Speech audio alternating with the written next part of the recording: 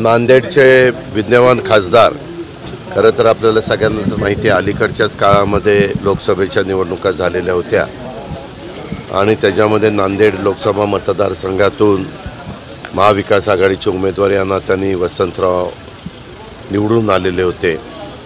सगळ्यांनी कौतुक केलं, अभिनंदन केलं, परंतु काळाच्या नियतीच्या पुढे तुमचं माझं काही चालत नाही। मध्ये त्यांची तब्येत एकदम खालावली होती, त्यांना हैदराबादला पण ॲडमिट करण्यात आलेलं होतं, परंतु आज सकाळीच दुःखद ती बातमी ऐकायला मिळाली आणि ते आपल्याला सोडून गेले। खरं तर वसंतरावांचं घराणंच राजकीय घराणं, त्यांचे वडील बळवंतराव हे देखील लोकप्रतिनिधी म्हणून त्यांनी काम केलेलं होतं। मला आठवतंय मागे राष्ट्रवादी काँग्रेस पक्षाचे आमदार म्हणून देखील त्यांनी MLC पद भूषवलेलं होतं, परंतु नंतर त्यांनी काँग्रेसमध्ये प्रवेश केला आणि काँग्रेसमध्ये ते आमदार झाले आणि यावेळेस खासदार देखील झाले। त्यांच्या या दुःखद निधनानं त्यांच्या कुटुंबियांवर खूप मोठा दुःखाचा डोंगर कोसळलेला आहे। मी व्यक्तिशः माझ्या वतीनं, आमच्या पक्षाच्या वतीनं त्यांना भावपूर्ण श्रद्धांजली अर्पण करतो। फार म्हणजे एक हरहुन्नरी अशा प्रकारचं व्यक्तिमत्व होतं, अतिशय साधा मनमिळावू अशा प्रकारचा वसंतरावचा स्वभाव होता आणि जरी आम्ही वेगवेगळ्या राजकीय पक्षामध्ये काम करत असलो तरी देखील कधी मनामध्ये कुठल्याही प्रकारची कटुता न ठेवता ते संबंध चांगले ठेवण्याचा प्रयत्न करत होते। परंतु अशा घटना घडत असतात आणि शेवटी त्या गोष्टीला सामोरं जायचं असतं। मी पुन्हा एकदा त्यांना भावपूर्ण श्रद्धांजली अर्पण करतो आणि मी थांबतो। थांबा, एक मिनिट। आज मी 2-3 महत्त्वाच्या बैठका घेतलेल्या होत्या। एक म्हणजे आपल्या इथं एक मागणी होती, PMPMLमध्ये काम करत असणाऱ्या आमच्या कर्मचाऱ्यांना 7वा वेतन आयोगाच्या मागचा फरक द्यायची, तर ते ठरलं परंतु तो दिला जात नव्हता आणि त्याच्यामुळे कामगारांच्यामध्ये एक अस्वस्थता होती। परंतु आज PMPMLचे आयुक्त असतील, PMC आयुक्त असतील, PCMC आयुक्त असतील, सगळे संबंधित लोक असतील, अधिकारी असतील, त्यांना बोलून त्याच्यातनं आम्ही मार्ग काढलेला आहे आणि मागचे राहिलेले 7व्या वेतन आयोगाचे पैसे हे 4 टप्प्यामध्ये द्यायचं अशा पद्धतीचा आज निर्णय त्या ठिकाणी झाला आणि काही त्यांचे बरेच वर्ष रोजंदारीवर असणारे कर्मचारी त्यांनाही परमनंट करण्याचा निर्णय आज आम्ही त्या बाबतीमध्ये घेतला। आणि आज तुम्हाला माहिती आहे की मधल्या काळामध्ये पुण्यामध्ये, पिंपरी चिंचवडमध्ये आणि त्या भागामध्ये, सकल भागामध्ये पाणी शिरलं आणि काही निष्पाप लोकांच्या घरामध्ये पाणी गेलं, त्याच्यात त्यांचं नुकसान झालं। त्या सर्व आपदग्रस्तांना आपण प्राथमिक स्वरूपामध्ये आज चेकचं वाटप केलं, परंतु DBT करण्यात आलेलं आहे आणि आज 11च्या पुढं प्रत्येकाच्या अकाउंटला 10-10 हजार रुपये जमा होतील आणि काहींचे मात्र इथं आम्ही दिलेले आहेत। मग कारण मुख्यमंत्र्यांनी पण त्या गोष्टीला भेट दिलेली होती, त्या घटनेला भेट दिलेली होती, मी पण भेटी दिलेल्या होत्या, इतर पण अनेक राजकीय लोकांनी भेट दिलेल्या होत्या। तुमचं सतत मीडियाचं तिथं लक्ष होतं, लोकप्रतिनिधींनी पण वेगवेगळ्या राजकीय पक्षाच्या भेटी दिलेल्या होत्या, पण तेव्हा आम्ही जाहीर केलेलं होतं की ह्या आपदग्रस्तांना आम्ही मदत करू आणि ती मदत आज केलेली आहे। मात्र प्राथमिक स्वरूपामध्ये इथं करून बाकीच्यांचे पैसे DBTमधनं त्यांच्या अकाउंटला पाठवलेले आहे।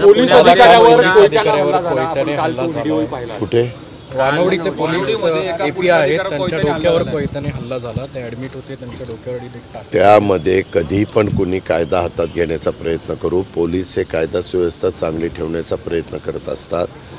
हे अशा पद्धतीचं जे घडलं, कारण काल मी प्राईम मिनिस्टरच्या कार्यक्रमाला होतो, त्याच्यानंतर आमची कॅबिनेट होती आणि मला रात्री उशीर झाला मग पुण्याला यायला आणि सकाळपासून मी इकडेच होतो। परंतु ही जी घटना आहे ती अतिशय दुर्दैवी आहे आणि त्याच्यात ज्यांनी कोणी हे कृत्य केलेलं असेल त्याला कुठल्याही प्रकारे कडकमधले कडक कारवाई त्या ठिकाणी केली जाईल. अजिबात त्याची हायकाई केली जाणार नाही, कारण पोलिसांचा आदरयुक्त दबदबा समाजामध्ये असला पाहिजे.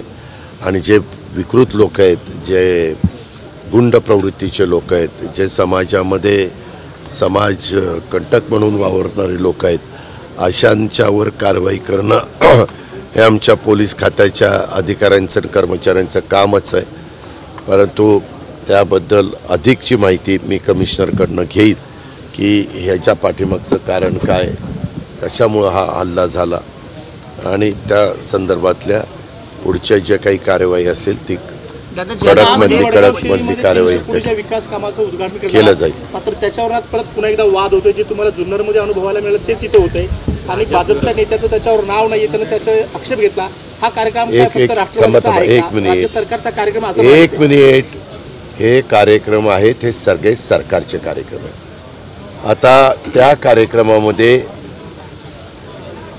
आमच्या स्तरावर ठरवलेलं आहे, मुख्यमंत्री आणि दोन्ही उपमुख्यमंत्र्यांनी ज्या त्या भागातले उद्घाटनं, जसं परवा पुण्याचं ब्रिजचं उद्घाटन आपण केलं, त्यामध्ये तिथल्या लोकप्रतिनिधींची नावं असतील. तो कार्यक्रम ज्या डिपार्टमेंटचा असेल त्या डिपार्टमेंटच्या मंत्र्याचं नाव असेल, जो उद्घाटन करणार आहे त्याचं नाव असेल. त्याच्यामुळं माझी आपल्याला विनंती आहे की ह्या गोष्टीला फार काही तुम्ही महत्त्व देऊ नका. आम्ही मुख्यमंत्री आणि देवेंद्रजी तिघांनी मिळून हे सगळं ठरवलेलं आहे आणि तशा पद्धतीनं कारवाई चाललेली आहे. जर ह्याच्यातनं कुणाचा गैरसमज झालेले असतील तर मी सांगितलेल्या गोष्टीची त्यांनी नोंद घ्यावी. मुख्यमंत्री यांचे देखील फोटो नाहीयेत कुठे? अरे अरे बाबा, फोटो त्याच्यात कशाचा कार्यक्रम आहे? कार्यक्रम आहे भूमिपूजनाचा. प्रादेशिक मनोरुग्णालय येरवडा, जमावमध्ये आयुक्त, मध्यवर्ती इमारत, ह्याचे भूमिपूजन आहे. भूमिपूजनाच्या कार्यक्रमाला मी जाणार आहे, भूमिपूजन करणार आहे. ज्यावेळेस उद्घाटनं वगैरे असतात त्यावेळेस आम्ही जाहिरात देऊ, त्यावेळेस सगळ्यांचे फोटो टाकू. जळगावच्या कार्यक्रमात पंतप्रधान नरेंद्र हॉटेल बाहेर आंदोलन केलेलं आहे भाजपने. ए बाबा, मला बाकीचं तुम्ही एक मिनिट, मी तुम्हाला कितीतरी सांगतो, ते कुणीतरी कुठंतरी आंदोलन करणार आणि ह्यांनी ह्याच्या बाहेर, आता तुझ्या बाहेर कोणी आंदोलन करून तू विचारशील माझ्या बाहेर याचं आंदोलन झालं, मला त्याच्याशी काही घेणं देणं नाहीये. मला मगाशी तुम्ही कायदा सुव्यवस्थेचा प्रश्न विचारला, त्याचं उत्तर देणं माझं कर्तव्य आहे. आमच्या पोलीस खात्यावर जो हल्ला केला किंवा इतर गोष्टीच्या संदर्भात आता त्यांनी युतीच्या बद्दलचा विचारलं, मी त्याचं उत्तर दिलं. महिलांच्या बाबतीत पंतप्रधान नरेंद्र मोदी काल म्हणाले, भेट घेतली दादा तुम्ही. नरेंद्र मोदी साहेबांनी त्याबद्दल स्पष्टपणे सांगितलेलं आहे की आता देशात किंवा राज्यामध्ये कुठं कुठं महिलांच्यावर काही घटना घडतात, त्या संदर्भामध्ये कधी दिरंगाई केली जाते तर ऑनलाईन कंप्लेंट करण्याच्या बद्दलच्या पण त्यांनी त्या पद्धतीनं सूचना केलेल्या आहेत आणि त्याची लगेचच अंमलबजावणी करण्याचा निर्णय राज्याचे मुख्यमंत्री तिथं होते, दोन्ही उपमुख्यमंत्री तिथं होते, बरेचसे मंत्रिमंडळातले सहकारी तिथं होते आणि तशा पद्धतीनं त्याची कारवाई त्या ठिकाणी केली जाईल. कारण आपण बघताय अशा प्रकारच्या घटना आता बऱ्याचशा वेगळ्या दबक्या आवाजात पुढं यायला लागलेल्या आहेत. काही जणं थोडंसं काय त्यांच्या मनामध्ये असेल, घाबरून म्हणा काही म्हणा, आम्ही आता ह्यामध्ये खूप वेगळ्या पद्धतीनं ह्या अशा प्रकारच्या घटना आपल्या महाराष्ट्रामध्ये होऊ नये ह्या संदर्भामध्ये कारवाई करण्याचा निर्णय घेतला आहे. काल कॅबिनेटमध्ये पण चर्चा त्या बाबतीतली झाली. कडकमधली कडक कारवाई झाली पाहिजे. या नराधामांना अक्षरशः फाशीची शिक्षा झाली पाहिजे आणि ती फास्ट ट्रॅक कोर्ट म्हणजे ट्रॅकवर घेऊन ह्याचे निकाल लवकर लागले गेले पाहिजेत.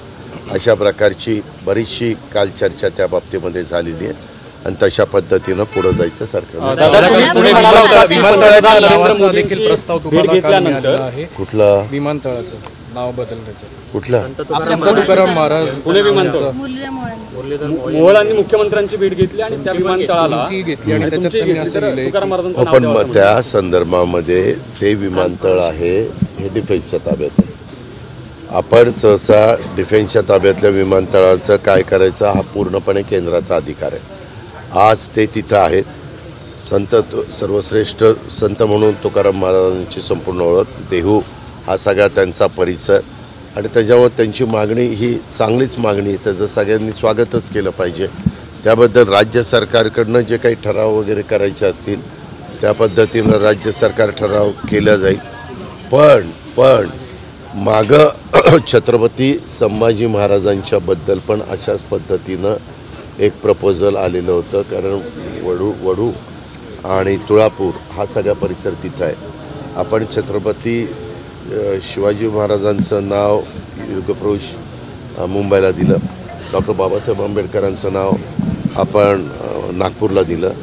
ह्याबद्दल आता 2 मतप्रवाह आले, तर पण आम्ही एकत्र बसून त्याच्यातला मार्ग त्या ठिकाणी. दादा, पंतप्रधान नरेंद्र मोदींची तुम्ही भेट घेतली होती अगदी, आणि तुम्ही मागच्या वेळेस असं म्हणाले होते की भटकती आत्माबद्दल मी नाराजी व्यक्त केली, तर मोदींना पण विचारणार आहे, तर काही नाही, ते निवडणुकीच्या आधी बोललेलं होतं. आता निवडणूक होऊन खूप पाणी वाहून गेलं.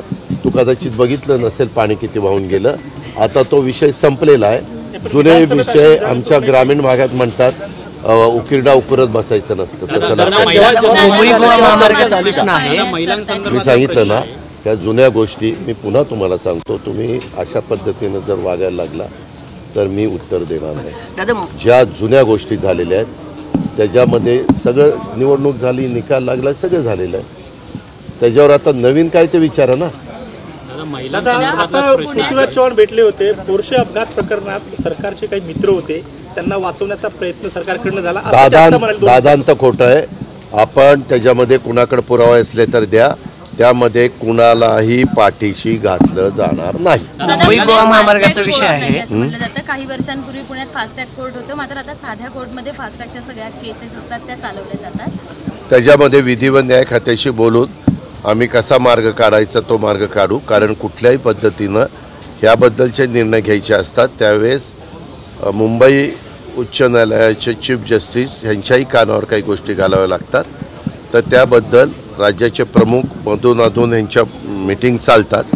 मी देवेंद्र फडणवीस विधी व न्याय खात्याचे मंत्री आहेत, त्यांच्या कानावर ही गोष्ट घालीन आणि ह्या सगळ्याच गोष्टी फास्टॅगवर कशा घेता येतील याबद्दल अशा प्रकारच्या केसेस त्याबद्दलचं कारवाई सरकार करेल. दादा, मुंबई गोवा महामार्गाचा प्रश्न आहे. मुख्यमंत्री आज पाहणी करणार. आव्हाड यांची एक ऑडिओ क्लिप व्हायरल होती, ज्यामध्ये ते म्हणतात की त्या मुलीला मारायचं तर मरू दे, पण जो आरोपी आहे त्याला वाचवण्याचे प्रयत्न करा, अशी एक ऑडिओ क्लिप त्यांची व्हायरल झालेली आहे. मला माहिती नाही, मी बघितल्याशिवाय बोलू शकत नाही. दादा, मुंबई गोवा महामार्गाचा एक प्रश्न आहे. अरे बघितल्याशिवाय माहितीच नाही मला तर काय सांगू रे. मुख्यमंत्री आज भेटणार आहेत. खरं तर खरं मुख्यमंत्र्यांची कालची परिस्थिती, काल त्यांची तब्येत खराब होते, परंतु आम्ही तर सगळ्यांनी त्यांना विनंती केली होती कॅबिनेट झाल्यानंतर तुम्ही एक दिवस आराम करा, 1-2 दिवस. त्यांना व्हायरल इन्फेक्शन झालेलं होतं. पण शेवटी जसं कुणी पण वाहतुकीची कोंडी सोडवण्याच्याकरता किंवा काही महत्त्वाच्या बाबी घडवण्याच्याकरता अशा पद्धतीनं मुख्यमंत्री, उपमुख्यमंत्री, मंत्री, लोकप्रतिनिधी, पालकमंत्री अशा प्रकारच्या भेटी देत असतात आणि उलट भेट दिल्यानंतर त्याच्यातनं त्या कामाला गती येते आणि जे काही प्रश्न अडले गेलेले असतात, ज्याचे काही निर्णय पाहिजे असतात ते निर्णय ताबडतोब तिथं मिळू शकतात आणि त्याच्यातनं लोकांना मदतच होते. दादा, मुख्यमंत्री पदाबाबत काही चर्चा झाली? महायुतीच्या बैठका झाल्यात तुमच्या, तुम्ही सगळे मुख्य नेते हे बाबा तुम्ही हे असलं काही आमच्यामध्ये चर्चा. आम्ही पहिल्यांदा आमचा मुख्यमंत्री महायुतीचं सरकार आल्यानंतर आम्ही ठरवू. काय आपल्याला अडचण आहे का? नाही ना.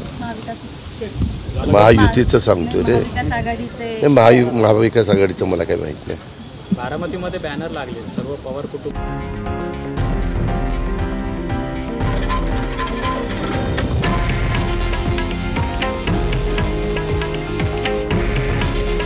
हे आहे देशातील नंबर 1 न्यूज नेटवर्क आणि आपण पाहत आहात TV9 मराठी. काळजी तुमची, हित महाराष्ट्राचं.